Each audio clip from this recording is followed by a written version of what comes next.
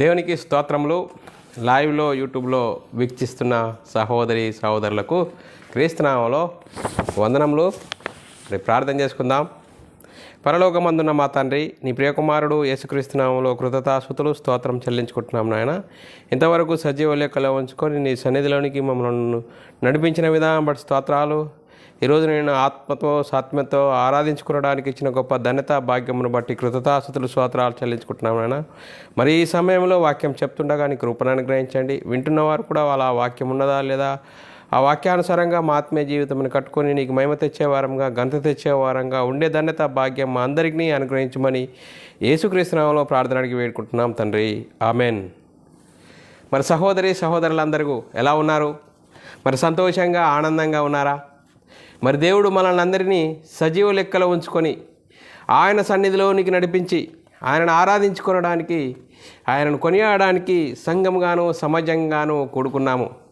మరి ఈరోజు మనము సజీవులుగా ఉన్నామంటే దేవుని కృప. ఈరోజు మనకంటే అందము గలవారు, మనకంటే ఐశ్వర్యం గలవారు ఈరోజు చూడలేకపోయారు పిల్లారా. ఈరోజు మనము చూసి చలిస్తున్నాము. మరి ఆయనను ఆరాధించుకునే గొప్ప ధన్యత భాగ్యము దేవుడు దయచేశాడు. అందును బట్టి దేవునికి కృతజ్ఞతాస్తుతులు స్తోత్రములు చెల్లించబద్దులమై ఉన్నాము పిల్లారా. మరి బైబిల్లోని ఆత్మనియమమును బట్టి దేవునికి కృతజ్ఞతాస్తుతులు స్తోత్రములు చెల్లించాలని బైబిల్లోని ఆత్మనియమము సూచిస్తుంది. మరి సహోదరులమైన మనము ఒకరికొకరు వందనములు చెల్లించుకోవాలని బైబిల్లోని ఆత్మనియమము సూచిస్తుంది. దాన్ని మనము అర్థం చేసుకుంటూ అనుసరిస్తూ ముందుకు సాగుదాము ప్రిలారా.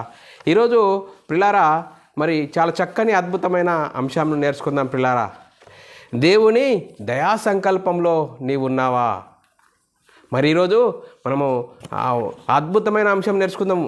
దేవుని దయా సంకల్పంలో నీవు ఉన్నావా అంటే ఈరోజు మనల్ని మనమే ఆలోచన చేసుకోవాల్సిన అవసరం ఎంతైనా ఉంది పిల్లరా. ఈ అంశం ద్వారా మన ఆత్మీయత స్థితి ఎలా ఉన్నది? మరి మనము దేవుని సంకల్పంలో ఉన్నామా? ఎవరి సంకల్పంలో ఉన్నాము అన్నది వాక్యంను బట్టి మనల్ని మనమే ఆలోచన చేసుకుందాం పిల్లారా. మరి అంశంను నేర్చుకుందాం పిల్లారా. మరి అంశంను గురించి మనం కొంచెం ఆలోచన చేసినట్లయితే పిల్లారా, ఈరోజు మరి చాలా చక్కటి అంశము. మరి ఈ అంశమును నేర్చుకుంటే మన ఆత్మీయత స్థితి ఎక్కడున్నది అనేది మనల్ని మనము ఆలోచన చేసుకోవచ్చు పిల్లారా. మరి నేను నీవు నేను మనమై అంటే ఏంటి? నీవు నేను అంటే మనము అంటే నేను మనమై ఉన్న ఆత్మ. ఈ ఆత్మను గురించి మనల్ని మనం ఆలోచన చేసుకోవాలి. మరి మనము ఆలోచన చేసుకుంటే పిల్లరా, మనము జగత్తు పునాది వేయబడక మునుపే క్రీస్తులో దేవుడు మనల్ని ఏర్పరచుకున్నాడట. మరి ఎందుకు ఏర్పరచుకున్నాడు? ఆయన కృపామహిమకు కీర్తి కలుగజేయాలని. చూడండి పిల్లరా, ఆయన కృపామహిమకు కీర్తి కలుగజేయాలని, ఆయన ఎదుట పరిశుద్ధులము నీతిమంతులై ఉండాలని మరి దేవుడు జగత్తి పునాది వేయబడక మునిపే క్రీస్తులో మనల్ని ఏర్పరచుకున్నాడట. చూడండి పిల్లరా, మనము ఈ లోకానికి రాకముందు చూడండి పిల్లరా, జగత్తులోని ప్రతి ఒక్కటి కలుగజేయబడి ఉన్నది. మరి బైబిల్లో రాయబడిన మొదటి దినము, 2వ దినము, 4వ దినము, 5వ దినము, 6వ దినము లోపల మనిషిని చేశాడు పిల్లారా. ఒక దినం అంటే ఈ దినం గురించి కాదు పిల్లారా, చాలా వేల కోట్ల సంవత్సరాలు ఒక దినం అంటే దేవుని దినము అంటే మన లెక్కలో వేల కోట్ల సంవత్సరాలు. మరి చూడండి పిల్లారా, 6వ దినమున మనల్ని చేశాడు. చూడండి, చేసి ఇప్పుడు ఆదామును మట్టితో చేసి మట్టి బొమ్మను చేసి మట్టి బొమ్మలోనికి దేవుడు జీవాయువును ఊదాడు. ఇట్లా ఊదగా నరుడు జీవాత్మాయను, ఆదాము చలించేవాడుగా అయ్యాడు. చేసి ఏం చేసాడు? ఆదాము ప్రక్కటెముకను తీసి అవ్వను చేసి వీరిద్దరిని ఆశీర్వదించి ఏదైనా తోటలో పెట్టాడు పిల్లరా. ఏదైనా తోటలో పెట్టి మంచి చెడ్డలు తెలివినిచ్చి ఫలం తినకూడదు, జీవవృక్ష ఫలాలు మీరు నిరభ్యంతరంగా తినవచ్చును, ఇది ఒకటి మాత్రము తినకూడదు, తింటే చనిపోతారు. ఏ విధంగా? శరీరకంగానా ఆత్మీయంగా చనిపోతారు, దేవునితో ఎడబాటు కలుగుతుంది అని ఆజ్ఞించే వరకు ఆజ్ఞను మరి సాతాను ఎంటర్ అయ్యి ఏం చేశాడు? ఆజ్ఞ అతిక్రమింపజేశాడు. ఏదైతే దేవుడు ఆజ్ఞించాడో ఆజ్ఞను మరి మీరే విధంగా సాతాను ప్రవేశించి ఏం చేశాడు? అవ్వను ఇది నిజమా అన్నాడు. ఏది నిజమో? మీరు ఈ పండు తినద్దని దేవుడు చెప్పినా? అవును చెప్పాడు. దేవుడు ఈ మంచి చెడ్డలు తెలివినిచ్చే ఫలము తింటే చనిపోతారు అని చెప్పాడు. జీవవృక్ష ఫలాలు నిరభ్యంతరంగా తినవచ్చును అని దేవుడు చెప్పాడు. కానీ ఏం చేసినాడు సాతాను? మీరు తింటే దేవతల వలైతారు. ఆల్రెడీ వాళ్ళు దేవుని స్వభావంలో ఉన్నవారిని తప్పించాడంటే సాతాను చాలా భయంకరమైన పరిస్థితి. సాతాను చేసే క్రియలు చాలా భయంకరమైన పరిస్థితిలో ఉంటాయి. మనతోనే ఉంటాడు. మరి చూడండి, ఆదాము అవ్వలను మరి దేవుని స్థితిలో నుంచి పడగొట్టాడు. అవ్వకు ఏం చేసాడు? మీరు దేవతల వల్ల అవుతారు, అందుకోసమే దేవుడు మీ విధంగా చెప్పాడు అని దేవుని మీదనే తిరుగుబాటు చేశాడు. మరి ఆ పండును అవ్వకు జూమ్లో వేయించాడు. జూమ్లో చేసింది అవ్వేం చేసింది? అందమైనది గాను రమ్యమైనది గాను చూసి మరి దేవుని మాటను ధిక్కరించి ఆ పండు తిని ఆదాముకి ఇచ్చింది. మరి ఆదాము ఏంటే పిచ్చిదానా, దేవుడు తినద్దన్న పండు తిని నాకిస్తున్నావు ఏంటి అని అనలేదే. మరి ఆదాము అవ్వ మోజులో పడి ఆ పండు తినేశాడు. వీరిద్దరు ఏం చేశాడు? దేవుని ఆజ్ఞను అతిక్రమించారు. దేవునికి శత్రువులుగా చేశాడు ఆదాము. మరి దేవునికి శత్రువులుగా మరి సాతాను వారిద్దరిని చేశాడు. చూడండి పిల్లారా, దేవుని స్వరూపంలో దేవుని పోలికలో ఉన్న వారిని సాతాను స్వభావంలోనికి తీసుకొచ్చాడు సాతాను. మరి చూడండి పిల్లారా, సాతాను ఎలాంటి భయంకరమైన పరిస్థితిలో ఉన్నాడు. మరి అందుకోసమే చూడండి పిల్లారా, దేవుని ప్రణాళికను దేవుని సంకల్పాన్ని జ్ఞాపకం చేసుకొని దేవుడు అబ్రాహాంకు వాగ్దానం చేశాడు. దేనిని గురించి? నే ఆత్మని గురించి. మరి నీ ఆశీర్వదించాడు. ఆశీర్వదించి మరి ఆశీర్వదించేంత వరకు మరి దేవుడు ఇజ్రాయేలును ఏర్పరచుకున్నాడు. ఆ ఇజ్రాయేలును దేవుని జనాంగమైన ఇజ్రాయేలీలో మరి దేవుని మాటను అతిక్రమిస్తున్నారు, ఆజ్ఞను అతిక్రమిస్తున్నారు. మరి అబ్రాహాము సంతానం వచ్చేంత వరకు అతిక్రమాలు జరుగుతున్నాయి కాబట్టి ధర్మశాస్త్రం ఇజ్రాయేలుకి ఇవ్వబడ్డది. ధర్మశాస్త్రము అనుసరించి జీవిస్తే వారు నీతిమంతులు అవుతారు. ఒకనాడు దేవుని లేని అన్య జనులు ఉన్నారు, ఒకడు దేవుడు ఉన్న జనులు ఉన్నారు. ఎవరు? ఇజ్రాయేలీలు. వీరిరువురు మరి దేవుని ఆజ్ఞను అతిక్రమించారు. అతిక్రమించి మరి చూడండి పిల్లరా, ధర్మశాస్త్రము ఇజ్రాయేలును పాపంలో బంధించింది కాబట్టి దేవుడు ఏం చేసాడు? దేవుని ప్రణాళికను జ్ఞాపకం చేసుకొని చూడండి పిల్లరా, అబ్రాహాముకి ఇవ్వబడిన కాలము సంపూర్ణమైంది. కాలము పరిపూర్ణమైనప్పుడు దేవుడు తన సొంత కుమారుణ్ణి పరలోకంలో నుండి శరీరం ధరించుకొని ఈ లోకానికి పంపించాడు. పాప శరీరాకారంతో ఆయన మన పాపములకు ఆయన మీద మరి శిక్ష విధించాడు. చూడండి పిల్లరా, యేసుక్రీస్తు ధర్మశాస్త్రం అమల్లో ఉన్న కాలంలో వచ్చాడు. ధర్మశాస్త్రం అనుసరించి జీవించి కొట్టివేశాడు. చూడండి పిల్లరా, ఒకనాడు దేవుడున్న ప్రజలు అన్యజనులైన వారు ఉన్నారు. వీరిరువురిని ఏకం చేయడానికి ఏం చేశాడు? ధర్మశాస్త్రము యేసుక్రీస్తు అనుసరించి సిలువలో కొట్టివేశాడు. ధర్మశాస్త్రము కొట్టివేయబడ్డది. యేసుక్రీస్తు సిలువలో మరణించాడు, సమాధి చేయబడ్డాడు. మూడవ రోజున తిరిగి లేచి పరలోకానికి వెళ్ళి పరలోకంలో ఉన్న పరిశుద్ధాత్ముని ద్వారా 12 మంది అపొస్తలులు పరిశుద్ధాత్మను పొందుకొని యేసుక్రీస్తు మరణ సమాధిని గురించి ప్రకటించడం జరిగింది. చూడండి పిల్లరా, యేసుక్రీస్తు మరణ సమాధిని గురించి ప్రకటించడం ద్వారా మరి అబ్రాహాము ఎప్పుడైతే పోగొట్టుకున్న ఆ స్వభావాన్ని, ఆ వరమును మరి యేసుక్రీస్తు మరణ సమాధిని గురించి ప్రకటించడం ద్వారా ఆ సువార్తను విని హృదయాలు పొడవబడి, సహోదరులారా మేమేమి చేద్దామని పేతురుని అడిగితే, మన ప్రతివాడు మారు మనసు పొంది పాప క్షమాపణ నిమిత్తం ప్రతివాడు యేసుక్రీస్తు నామములో బాప్తీసం పొందాలి. అప్పుడు పరిశుద్ధాత్మను వరము పొందుదురు. అప్పుడు దేవుని సంకల్పంలోనికి వెళ్తాము. అప్పుడు ఆత్మ సంబంధమైన సంగతులు అర్థమవుతాయి పిల్లారా. మరి ఈ విధమైన విధానంలో మనం లేఖనాలను చూసుకుందాం పిల్లారా. లేఖనాలను చూసుకుందాం. దేవుని సంకల్పమును బట్టి దేవుని సంకల్పం ఏమై ఉన్నది? ఎఫెసీయులకు రాసిన పత్రిక 1వ అధ్యాయము 4-6 వచనాల్లో రాయబడిన మాట చదువుకుందాం పిల్లారా. ఎట్లనగా తన ప్రియుని యందు తాను ఉచితముగా మనకు అనుగ్రహించిన తన కృపామహిమకు కీర్తి కలుగునట్లు తన చిత్త ప్రకారమైన దయా సంకల్పము చొప్పున క్రీస్తు ద్వారా తనకు సుమారులనుగా స్వీకరించుటకు ముందుగా తన కోసం నిర్ణయించుకొని మనము తన ఎదుట పరిశుద్ధులమును నిర్దోషులమై ఉండవాలని జగత్తు పునాది వేయబడకమునుపే ప్రేమ చేత క్రీస్తు మనను ఏర్పరచుకున్నాడు. చూడండి పిల్లారా, దేవుని ప్రేమ, దేవుని సంకల్పము ఎంత గొప్పది. చూడండి పిల్లారా, ఆ సంకల్పం మనకు అర్థమవుతుందా? ఆ సంకల్పం చేసుకొని చేసినాడు మరి ఏదే ఆదాము అవ్వలను చేశాడు. చూడండి పిల్లరా, ఆది కాండము మరి 2వ అధ్యాయం 7వ వచనంలో రాయబడిన మాట మనం చదువుకుందాం. మరి ఆదాము అవ్వలను ఏ విధంగా చేశాడు? దేవుడైన యెహోవా నేలమంటితో నరుని నిర్మించి వాని నాసికారంధ్రములో జీవవాయువును ఊదగా నరుడు జీవాత్మయను. దేవుని సంకల్పం జ్ఞాపకం చేసి జగత్తులోని ప్రతి ఒక్కటిని ప్రకృతిని అంతరా చేసి 6వ దినమున మరి మనిషిని చేశాడు. మట్టి బొమ్మను చేసి మట్టి బొమ్మలోనికి దేవుడు జీవవాయువును ఊదగా నరుడు జీవాత్మయను అని లేఖనాల్లో రాయబడ్డది. అంతేకాదు, మరి నరుడు ఒంటరిగా ఉండుట మంచిది కాదట. ఎవరికి మంచిది కాదు? దేవుని సంకల్పానికి మంచిది కాదు. ఆది కాండము 2వ అధ్యాయం 18వ వచనంలో రాయబడ్డ మాట మనం చదువుకుందాం. మరియు దేవుడైన యెహోవా, చూడండి, మరియు దేవుడైన యెహోవా నరుడు ఒంటరిగా ఉండుట మంచిది కాదు, కానీ వానికి సాటి అయిన సహాయం వాని కొరకు చేయుదునని అనుకున్నాను. చూడండి పిల్లరా, మరి ఆదాము ఒక్కడే ఉన్నాడు. ఆదాము ఒక్కడే ఉన్నాడు కాబట్టి దేవుని సంకల్పం నెరవేరాలంటే మరి సాటి అయిన సహాయంను చేశాడు. మరి చేసి ఏం చేశాడు? వీరువురిని మరి ఆశీర్వదించి ఏదైనా తోటలో పెట్టాడు. ఆది కాండం 2వ అధ్యాయం 9వ వచనం చదువుకుందాం పిల్లరా. మరియు దేవుడైన యెహోవా చూపునకు రమ్యమైనదిగాను ఆహారమునకు మంచిదైనదిగాను ప్రతి వృక్షమును ఆ తోట మధ్యను జీవవృక్ష ఫలములను మంచి చెడ్డ తెలివినిచ్చు వృక్ష ఫలములను నేల మొలిపించునుగాక. చూడండి పిల్లరా, మరి ప్రకృతిలో అన్నింటినీ కలిగించి మరి ఏదైనా తోటలో పెట్టి ఏదైనా తోటలో మంచి చెడ్డ తెలివినిచ్చే వృక్ష ఫలాలను మరి పెట్టాడు. జీవవృక్ష ఫలాలను పెట్టి ఏం చేశాడు? ఆదాము అవ్వలకు ఆజ్ఞ ఇచ్చాడు.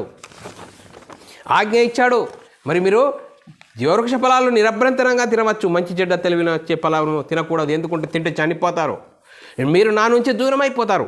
అందుకోసమే సాతాను ఎంటర్ అయిపోయాడు. ఇది నిజమా అని చెప్పాడు. ఇది నిజమా? చూడండి, ఆది కాండము 3వ అధ్యాయము 4-5 వచనాల్లో రాయబడిన మాట. అందుకు సర్పము, మీరు చావరు, దేవుడు చస్తాడు అని చెప్తే సాతాను దాన్నే మీరు చావరు. చూడండి పిల్లరా, ఈరోజు ఎవరైనా మంచిది చెప్తే మేము ఎందుకు వినాలి అనే ధోరణి ఉన్నది. ఎందుకో మంచి వింటే వాళ్ళకు లాభం. చూడండి పిల్లలు, దేవుడు మనల్ని ఎంతో గొప్ప ప్రణాళికతో దేవుడు చేసి మీరు తినవద్దన్న పండు మరి సాతాను తినిపిస్తున్నాడు. చూడు, మీరు చావరు అంటున్నాడు. ఆది కాండము 3వ అధ్యాయం 5వ వచనంలో రాయను, ఏలైనగా మీరు వాటిని తినదినమున మీ కన్నులు తెరవబడును, మీరు మంచి చెడ్డలను ఎరిగిన వారై మీరు దేవతల వలె ఉందురని దేవునికి తెలియనని స్త్రీతో చెప్పగా పుల్లేచాడు. చూడండి పిల్లరా, దేవుడు మీరు ఇంకా మీది కొత్తరని, మీకు ఇంకా దేవతల వల్ల అవుతారని దేవుడు ఆ విధంగా చెప్పాడు. అందుకోసమే దేవుడు మీ మీద అక్కుస ఉన్నదని స్త్రీకి చెప్పేవరకులే ఆ స్త్రీ ఏం చేసింది? ఆ పండును అందమైనది గాను రమ్యమైనది గాను జూమ్లో వేసింది. అందమైనది గాను రమ్యమైనది గాను మరి చూసి తినేసింది. తిని మరి అవ్వ తిని ఆదాముకి ఇచ్చింది. ఆదాము పిచ్చిదానా, ఆ పండు దేవుడు తినద్దని ఎంతో ఖచ్చితంగా చెప్పాడు, తింటే చనిపోతారని చెప్పాడు. మరి ఎందుకు తిన్నావు? తినడం కాకుండా నాకు ఇస్తున్నావేంటి అని మరి ఆదాము అనలేడు అవ్వను. మరి అవ్వ మోజులో పడి తిన్నాడు. మరి ఆజ్ఞను అతిక్రమించారు. ఆజ్ఞ అతిక్రమే పాపం వల్ల వచ్చింది మరణము. దేనికి? నేను మనమై ఉన్న ఆత్మ ఎడబాటు. దేవునికి వీరికి ఆ మధ్య అడ్డగోడగా పాపం తయారైపోయింది. చూడండి పిల్లరా, ఆజ్ఞ అతిక్రమే పాపం వల్ల వచ్చింది మరణము. యోహాను సువార్త 1 యోహాను పత్రిక 3వ అధ్యాయం 4వ వచనంలో రాయబడినమాట. పాపము చేయువాడు ఆజ్ఞ అతిక్రమే చూడండి, ఆ పాపము చేయువాడు ఆజ్ఞను అతిక్రమించును. ఆజ్ఞ అతిక్రమే పాపము. పాపం వల్ల ఏమొచ్చింది? పాపం వచ్చింది కాబట్టి ఏ భేదము లేదు. అందరూ దేవుడు అనుగ్రహించి మహిమను పొందలేకపోతున్నారు. రోమీలకు రాసిన పత్రిక 3వ అధ్యాయం 23వ వచనంలో రాయబడిన మాట, ఏ భేదము లేదు. అందరూ పాపం చేసినందున దేవుడు అనుగ్రహించి మహిమను పొందలేకపోతున్నారు. మరి ఆదాము తప్పు చేశాడు, కరెక్టే. కానీ ఆదాము చేసిన పాపం మన మీదకి రాదు. మనము కూడా దేవుని మాటను ధిక్కరించి ఆజ్ఞను అతిక్రమించే పాపము చేసినందున దేవుడు అనుగ్రహించే మహిమను పొందలేక మన ఇష్టానుసారమైన జీవితం జీవించి చనిపోతే పాతాళానికి జోగాలే విధంగా మనం జీవిస్తూ దేవునికి దూరమైపోయాం. చూడండి పిల్లరా, అందుకోసమే దేవుడు అబ్రహాంకు వాగ్దానం చేశాడు. దేవుని సంకల్పాన్ని జ్ఞాపకం చేసుకొని దేవుడు అబ్రహాంకు వాగ్దానం చేశాడు. ఏమని వాగ్దానం చేశాడు? గలతీయులకు రాసిన పత్రిక 3వ అధ్యాయము 16, 17, 18, 19 వచనాల్లో రాయబడిన మాట మనం చదువుకున్నట్లయితే, అబ్రాహామునకును అతని సంతానమునకు వాగ్దానములు చేయబడెను. ఆయన అనేకుల గురించి అన్నట్లు నీ సంతానమును అని చెప్పక ఒకని గురించి అన్నట్టే నీ సంతానము చూడు, నీ సంతానమునకును అనేను. ఆ సంతానము క్రీస్తు.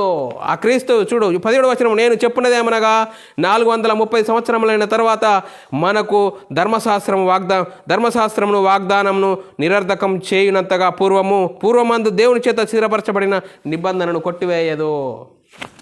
చూడండి పిల్లరా, మరి వాగ్దానం ముందా ధర్మశాస్త్రం ముందంటే వాగ్దానం ముందు, తర్వాత ధర్మశాస్త్రం ఇవ్వబడ్డది. మరి ఇందులో ఏది ప్రాముఖ్యమైందంటే వాగ్దానం ముందు. అయితే ధర్మశాస్త్రం ఎందుకు ఇవ్వబడినో, ధర్మశాస్త్రం ఎందుకు ఇవ్వబడ్డది అంటాడు. మరి అతిక్రమాలు జరుగుతున్నాయి, ఏవనికి ఆ వాగ్దానము చేయబడినో ఆ సంతానం వచ్చే వరకు అతిక్రమములను బట్టి దానికి తర్వాత ఇయ్యబడిను. అది మధ్యవర్తి చేత దేవదూతల ద్వారా నియమింపబడిను. చూడండి పిల్లరా, దేవదూతల ద్వారా ఇవ్వబడిను. మోషే ద్వారా ఇజ్రాయేలుకు ఆ ధర్మశాస్త్రం ఇచ్చాడు. ఆ ధర్మశాస్త్రము అనుసరిస్తే నీతిమంతులు అవుతారు. కానీ ధర్మశాస్త్రము ఇజ్రాయేలీలు అనుసరించారా, అతిక్రమించారా అంటే అనుసరించలేకపోయారు. చూడండి పిల్లరా, అనుసరించలేకపోయారు, అతిక్రమించి వారిని పాపంలో బంధించింది.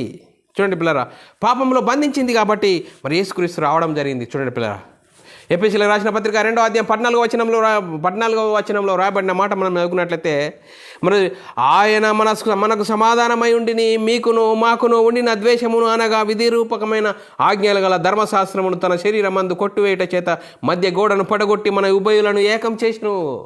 చూడండి పిల్లరా, ఒకనాడు ధర్మశాస్త్రం కలిగిన ప్రజలను, ధర్మశాస్త్రం లేని అన్యజనులను వీరిరువురిని ఏకం చేయడానికి మధ్య గోడను యేసుక్రీస్తు మరి కొట్టివేశాడు. ఆ పాపాన్ని తీసివేశాడు. యేసుక్రీస్తు ధర్మశాస్త్రం అనుసరించి కొట్టివేశాడు. చూడండి పిల్ల, కొట్టివేసేది సువార్త అనేది మరి మనందరికీ అందించాడు. గొప్ప కొత్త నిబంధన. యేసుక్రీస్తు శిలువలో మరణించి ఆ రక్తధారల ద్వారా నేను పాపిని అని మనం పాపిని అని మన పాపాలు ఒప్పుకొని యేసుక్రీస్తు దేవుని కుమారుడు, యేసుక్రీస్తు ప్రభు అని విశ్వసించి మన పాపాలను ఒప్పుకొని యేసుక్రీస్తు నామములో బాప్తిసం పొందితే అప్పుడు మనమై ఉన్న ఆత్మను మరి బతికింప చేసుకుంటాం. దేవునితో సమాధానము కలగజేయడానికే యేసుక్రీస్తు ఈ లోకానికి వచ్చాడు. మనల్ని నీతిమంతులుగా చేయడానికే యేసుక్రీస్తు ఈ లోకానికి వచ్చాడు. యేసుక్రీస్తు ఈ లోకానికి ఎందుకు వచ్చాడు? మనల్ని దేవుని యొద్దకు తీసుకెళ్ళడానికి వచ్చాడు యేసుక్రీస్తు. చూడండి పిల్లరా, మరి ఎఫెసీయులకు 1 కొరింథీయులకు రాసిన పత్రిక 15వ అధ్యాయం 1, 2, 3 వచనాల్లో రాయబడిన మాట సువార్త అంటే ఏంది? మరియు సహోదరులారా, నేను మీకు ప్రకటించిన సువార్తను మీకు తెలియజేయుచున్నాను. మీరు దానిని అంగీకరించి దాని అందే నిలిచి ఉన్నారు. మీ విశ్వాసం వ్యర్థమైతేనే కానీ నేను ఏ ఉపదేశ రూపకంగా సువార్త మీకు ప్రకటించుతును, ఆ ఉపదేశము మీరు గట్టిగా పట్టుకున్న ఎడల ఆ సువార్త వలనే మీరు రక్షణ పొందువారైందురు. మీరు గట్టిగా పట్టుకోవాలి. అదేది? నాకియబడిన ఉపదేశము మొదట మీకు అప్పగించి తిని, అదేమనగా లేఖనముల ప్రకారం క్రీస్తు మన పాపముల నిమిత్తము మృతి పొందెను, సమాధి చేయబడెను, లేఖనముల ప్రకారం 3వ దినమున లేపబడెను. ఇది సువార్త. ఈ సువార్త ప్రకటించబడుతున్నది. చూడండి, సువార్త ప్రకటించబడుతున్నప్పుడు మరి సువార్త ప్రకటించబడుతుంది మొదటి శతాబ్దంలో మరి పేతురు గారు సువార్త ప్రకటిస్తున్నారు. సువార్త ప్రకటిస్తున్నప్పుడు వారి హృదయాలు పొడబడ్డాయి. ఇంత గొప్ప మరి యేసుక్రీస్తును, ఇంత గొప్ప దేవుడు పంపిన ఆయనను మనం సిలువకు అప్పగించామా అని హృదయాలు పొడవబడ్డాట. వారి హృదయాలు పొడవబడ్డాయి. అయ్యో, ఇంత తప్పు చేశామా అని హృదయంలో పశ్చాత్తాపం కలిగి మరి సహోదరులారా మేమేం చేస్తాము అని పేతురు దగ్గరికి వెళ్ళారు. పేతురు దగ్గరికి వెళ్తే మరి పేతురు గారు చెప్తున్నాడు, అపొస్తలుల కార్యము 2వ అధ్యాయము 38వ వచనంలో రాయబడిన మాట మనం చదువుకున్నట్లయితే, మరి అపొస్తలుల కార్యము 2వ అధ్యాయం 38, పేతురు మీరు మారు మనసు పొంది, మీరు మారు రూపాలు కాదు, ఇప్పుడు మారు మనసు, క్రైస్తవ్యమే మారు మనసు. ముందున్న మనసును తీసివేసుకొని మారు మనసు పొందాలి. యేసుక్రీస్తు దగ్గర రావాలంటే మారు మనసు పొంది పాపక్షమాపణ నిమిత్తము ప్రతి వాడు యేసుక్రీస్తు నామంలో బాప్తిసం పొందండి.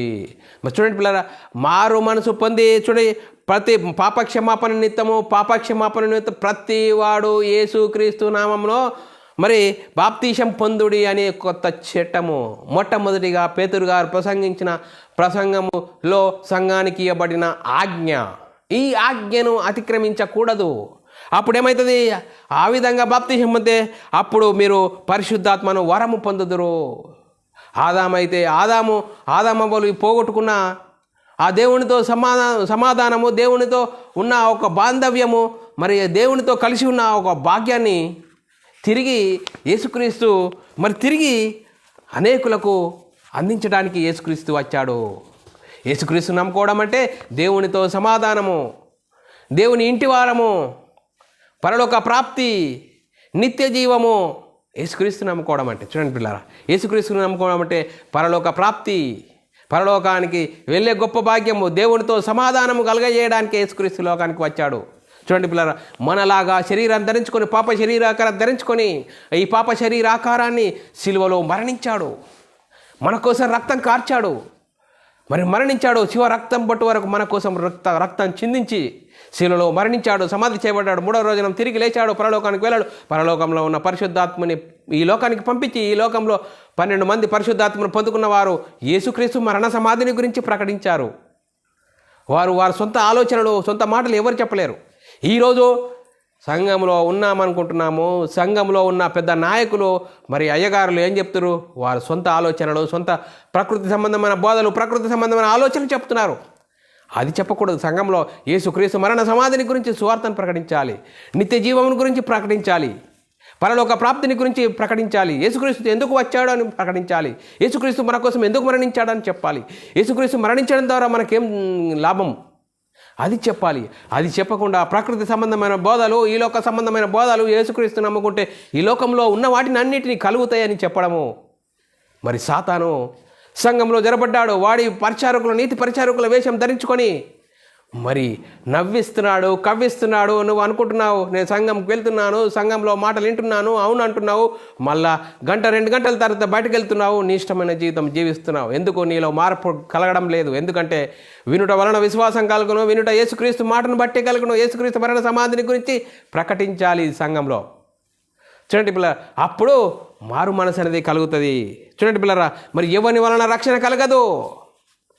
అపొస్తలుల కార్యము 4వ అధ్యాయం 12వ వచనంలో రాయబడిన మాట మనం చదువుకున్నట్లయితే, ఎవని వలన రక్షణ కలగదు, ఈ నామముననే రక్షణ పొందవలనను ఆకాశం కింద మనుషులలో ఇయ్యబడిన ఏ నామమున రక్షణ పొందలేమో. చూడండి పిల్లరా, ఈ 6 నేల మీద ఎక్కడ రక్షణ లేదు.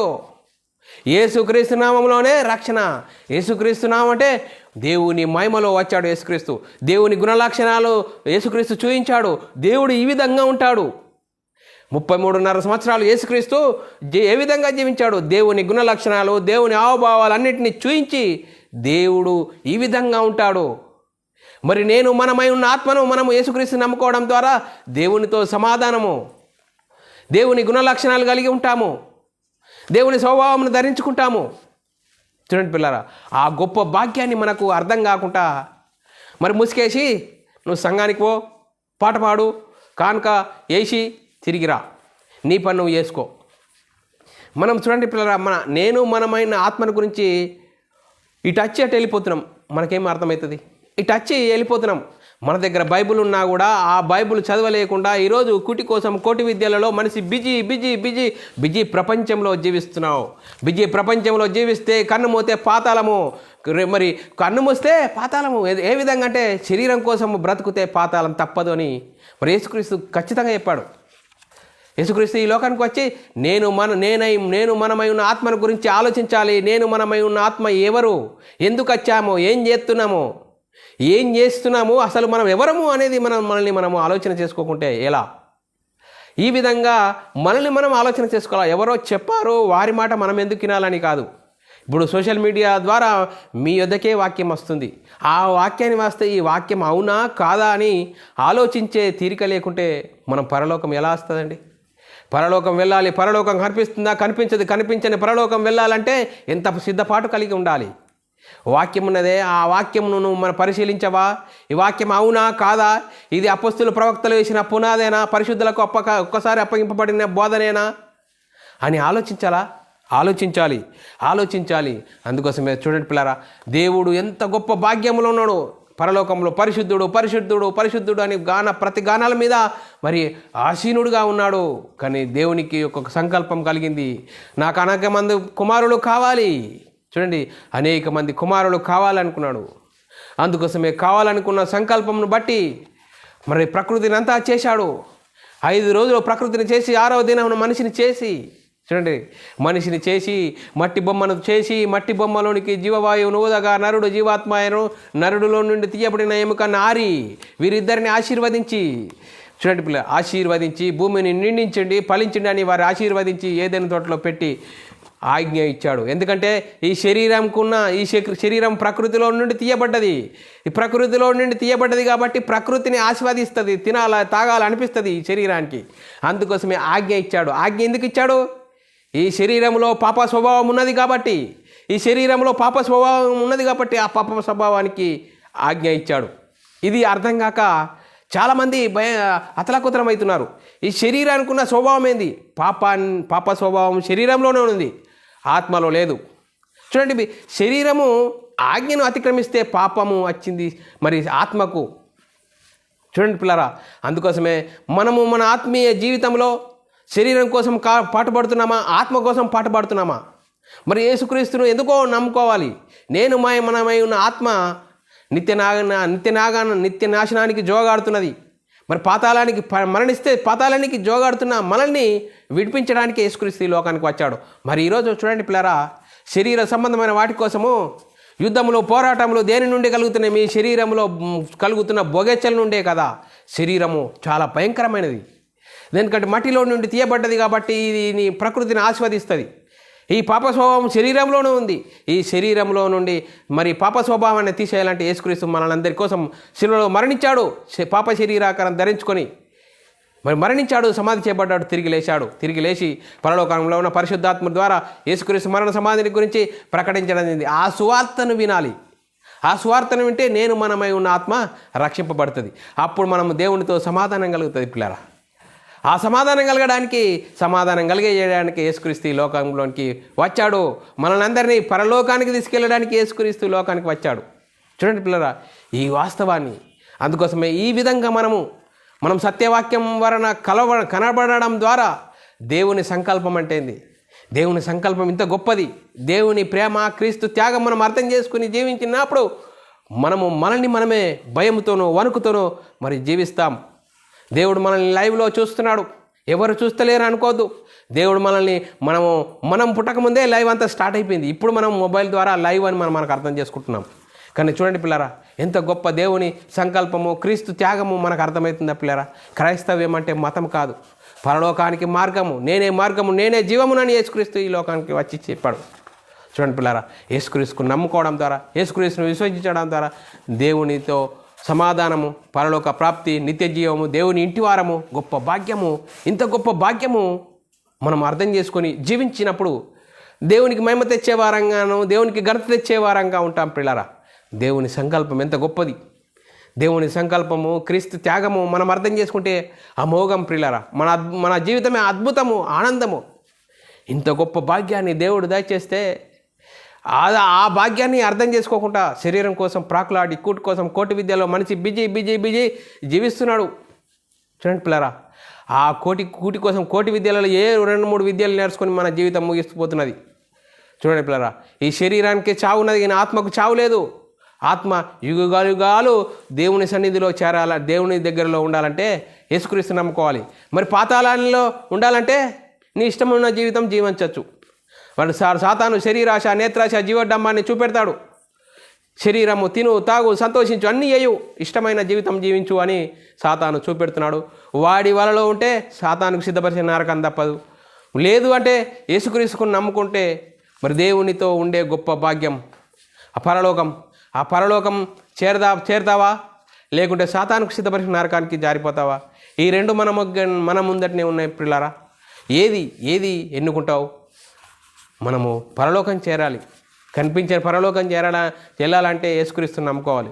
యేసుక్రీస్తుని నమ్ముకొని మనం పరలోకం చేరదాం. దేవునికి మహిమ తెచ్చేవారంగా, ఘనత తెచ్చేవారంగా ఉంటూ ముందుకు సాగుదాం పిల్లారా. దేవుని సంకల్పం ఎంత గొప్పది, క్రీస్తు త్యాగం ఎంత గొప్పది. దాన్ని అర్థం చేసుకుని మన ఆత్మీయ జీవితంలో ముందుకు సాగుదాం. చెప్పబడిన వాక్యం ప్రతి ఒక్కరి హృదయంలో నీరుగట్టి ఫలింపచేయనుగాక. ఆమెన్. అందరికీ వందనములు. ప్రార్థన చేసుకుందాం పిల్లారా. పరలోకమందున్న మా తండ్రి, నీ ప్రియకుమారుడు యేసుక్రీస్తు నామములో కృతజ్ఞతాస్తుతులు స్తోత్రం చెల్లించుకుంటున్నాం నాయన. ఇంతవరకు సజీవులుగా ఉంచి దేవుని సంకల్పంలో నీవు ఉన్నావా అనే గొప్ప ధన్యత, గొప్ప అంశాన్ని నేర్చుకొని మమ్మల్ని మేము పరిశీలన చేసుకొని మా ఆత్మీయ జీవితంను కట్టుకొని నీకు మహిమ తెచ్చే వారంగా, ఘనత తెచ్చే వారంగా ఉండే ధన్యత భాగ్యం మాకు అందరికీ అనుగ్రహించినందుకు కృతజ్ఞతాస్తుతులు స్తోత్రం చెల్లించుకుంటున్నాం నాయన. విని విడిచిపెట్టు వారం కాకుండా విన్న మాటలు అనేకులకు ప్రకటించి నీ నామానికి మహిమ తెచ్చే వారంగా, ఘనత తెచ్చే వారంగా ఉండే ధన్యత భాగ్యం మాకు అందరికీ అనుగ్రహించినందుకు కృతజ్ఞతాస్తుతులు స్తోత్రం చెల్లించుకుంటూ యేసుక్రీస్తు నామములో ప్రార్థనకి వేడుకుంటున్నాం తండ్రి. ఆమేన్. అందరికీ వందనములు, దేవునికి స్తోత్రములు. ప్రిలారా, ఇలాంటి అంశాలు వినాలనుకుంటున్నారా? మరి యూట్యూబ్ ఛానల్లో బైబుల్ విజ్డమ్ అకాడమీ బేరానాన్ని సబ్స్క్రైబ్ చేసుకోండి. అలాగే మరి ఒక కొత్త ఛానల్ మరి BW ఛానల్ మీరు మరి సబ్స్క్రైబ్ చేసుకోండి. మీరు వినండి, అనేకులకు షేర్ చేయండి. మీ వ్యక్తిగత ప్రార్థనలో, మా పరిచర్య నిమిత్తం ప్రార్థనలో జ్ఞాపకం చేసుకోవాల్సినదిగా క్రీస్తు ప్రేమను బట్టి బతిమాలుకుచున్నాను. అందరికీ వందనములు, దేవునికి స్తోత్రములు.